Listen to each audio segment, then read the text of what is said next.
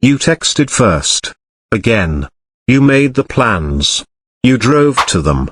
You apologized when you didn't even do anything wrong. You checked your phone every 5 minutes waiting for a response that came 3 hours later, with one word. And still, you told yourself, they're just busy. They care. They just don't show it. Let me ask you something honestly. When was the last time they chased you?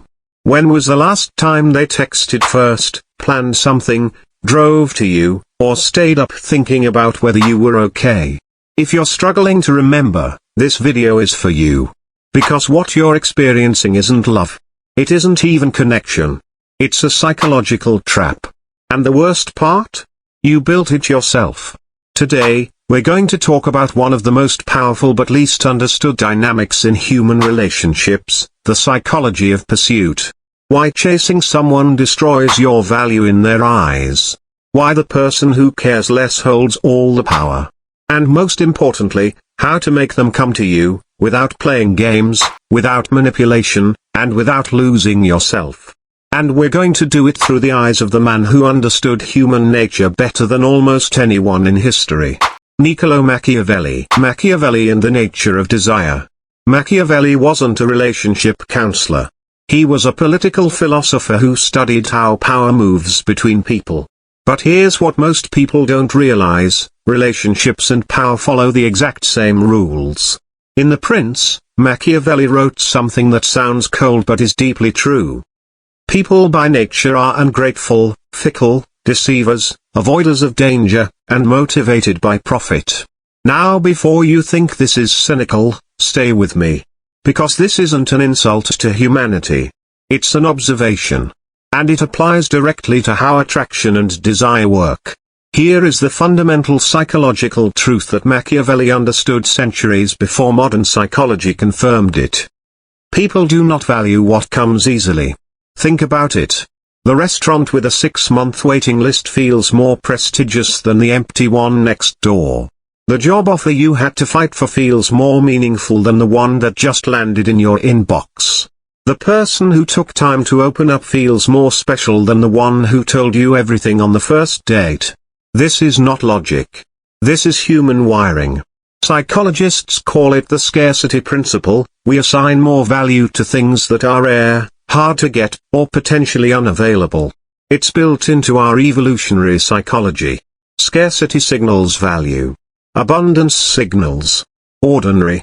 Now apply this to relationships. When you are always available, always texting back immediately, always saying yes, always making yourself the easiest option, you are, without realizing it, removing your own scarcity. You are telling the other person, through your behavior, not your words. I am always here. You can have me whenever you want. There is no risk of losing me. And the moment someone believes they cannot lose you, they stop trying to keep you. Why chasing destroys attraction. Let's talk about what actually happens inside someone's mind when you chase them. There's a psychological concept called reactance. When people feel that their freedom is being limited, they instinctively pull away. The more you push towards someone, the more they feel crowded, pressured, and suffocated, and the more they move away from you. It's not personal. It's psychological. But here's what makes it so painful: chasing feels like love. It feels like effort, devotion, and care. You think, if I just show them how much I care, they'll see it. They'll appreciate it. They'll come back. But to the person receiving it, excessive pursuit doesn't feel like love. It feels like pressure. And people don't run toward pressure. They run away from it. Machiavelli understood this. He wrote about it in terms of power, not romance, but the dynamic is identical. It is better to be feared than loved, if you cannot be both. Now, I'm not saying you should make someone fear you in a relationship. That's not the point. The point is the underlying principle: respect comes from strength, not from neediness. When you chase, you are communicating weakness. Not because chasing is inherently weak, but because unreciprocated chasing signals that you have accepted an unequal dynamic. You are telling them, I am willing to give more than I receive. I am willing to feel less than you. And people, consciously or not, lose respect for that. Here's the hardest truth of this video. The more you chase someone who isn't chasing back, the less attractive you become to them. Every unanswered text you follow up on. Every time you show up uninvited. Every time you accept scraps of attention and pretend they're enough, you are, in real time, decreasing your value in their perception. Not because you're not worthy, but because your behavior is telling a story. And the story is, I don't believe I deserve better than this. The psychology of pull, why people chase. So if pushing people away makes them chase you, what actually creates that pull? Let's break it down psychologically. 1. Uncertainty. Research by psychologist Erin Whitchurch found that people are most attracted to those they are uncertain about. Not cold, not cruel, but uncertain. When you don't know exactly where you stand with someone, your brain becomes obsessed with figuring it out. It's a cognitive loop, you can't stop thinking about them because the pattern isn't complete. When you chase someone and make your feelings completely obvious and one-sided, you remove all uncertainty. You've answered the question before they even asked it. And the obsession stops. 2. Self-expansion. People are drawn to others who make them feel like better versions of themselves. Who challenge them. Who have a full, rich life that the other person wants to be a part of. When you are constantly available, you stop being someone with a life to be invited into. You become an extension of their schedule, available on demand, fitting into their world rather than having your own. 3. The fear of loss. Machiavelli wrote, "The promise given was a necessity of the past, the word broken is a necessity of the present." In relationships, the fear of losing someone is often what makes people realize they want them. But if you've made it clear that you'll never leave, never pull back, never stop pursuing, there is nothing to fear. And without the possibility of loss, there is no urgency. No appreciation. No chase. This is why the moment you genuinely stop chasing, not as a tactic, but as a real shift in your mindset, is often the exact moment they start reaching out. The lion principle, strength attracts. Machiavelli's most famous symbol was the lion and the fox. Strength and cunning. Power and intelligence. In relationships, we can translate this directly. The lion doesn't chase prey. The lion waits. And the prey comes. This isn't arrogance. This is self-possession. The lion isn't waiting because it's lazy or unavailable, it's waiting because it knows its own power. It doesn't need to prove itself by running. People who are genuinely attractive, not physically, but in terms of presence and energy, share this quality. They are deeply engaged with their own life. Their own goals, passions, friendships, growth. They are not sitting by the phone. They are not building their schedule around someone who hasn't committed to them. And this fullness, this sense of a rich inner and outer life, is magnetic. Because when you are chasing someone, you are implicitly saying, my world revolves around you. And that is terrifying to receive. It places an enormous emotional burden on the other person. They feel responsible for your happiness. And responsibility without choice feels like a trap.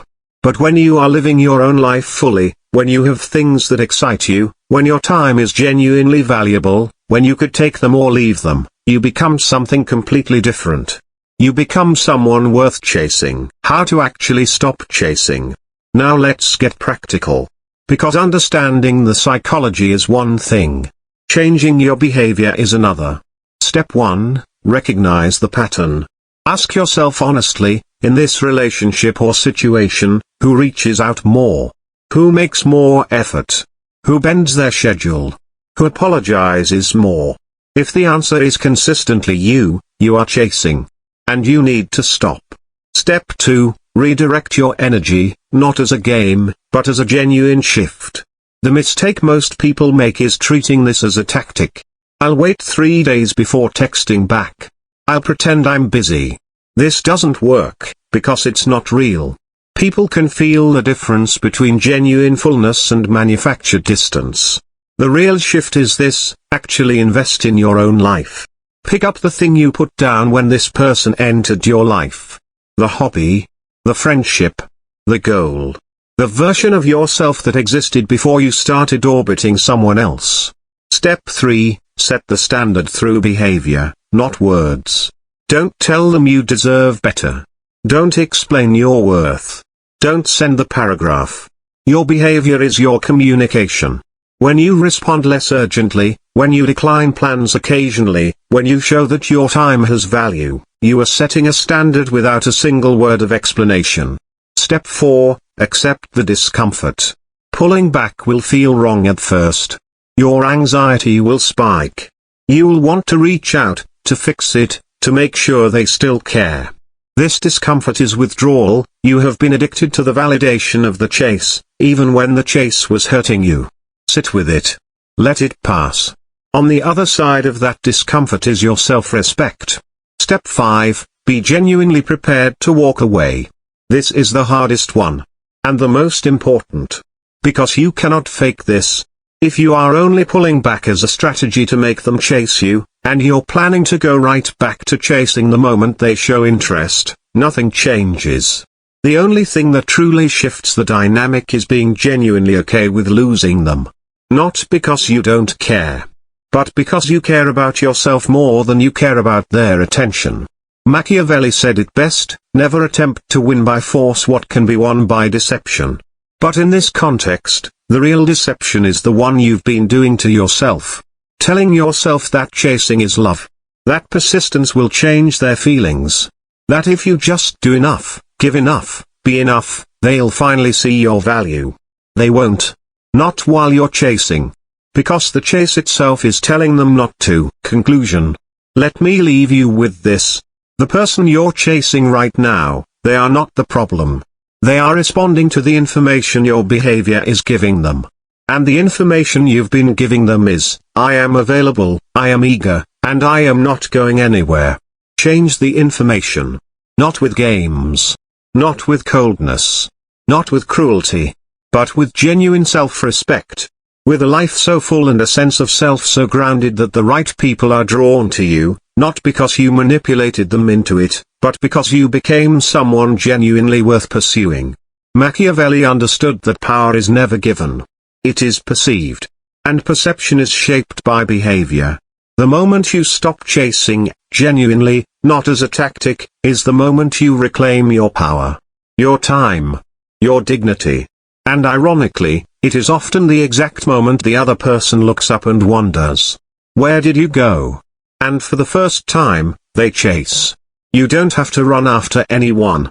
Become someone worth running to. If this video hit differently, drop a comment below. I want to hear your story.